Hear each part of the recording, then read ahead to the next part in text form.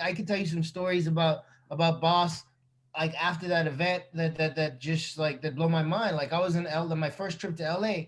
I went out there and call him on a Sunday, and I was like, hey man, my coach asked me to give him a call. It's like ask him about a private, and he's like, oh, it's a Saturday. It's like, hey boss, do you do privates? And he's like, oh, I do, but it's the weekend and I'm with my daughters and my wife, and you know what, Eve, give me 5 minutes, I will call you back. And he calls me back and he's like, hey, meet me at, remember Legends? He's like, meet me at the gym. This is the address.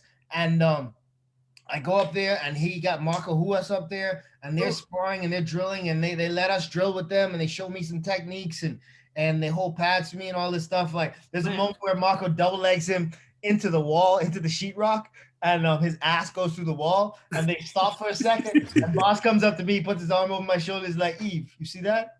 That is the nicest ass in No Holds Barred. And and just things like that. Like a couple months later, I go back out to LA, and my girlfriend at the time wants to come out with me. She buys her ticket for the wrong day. She's a day early. I don't know anybody else in LA. I call Boss, and he's like, you know what? She can stay with me and my wife and my babies and blah blah. And he picked her up from the airport, and like he was like, man, Boss is a real one, man. It's crazy because, like I said, I'm this kid from the Bahamas.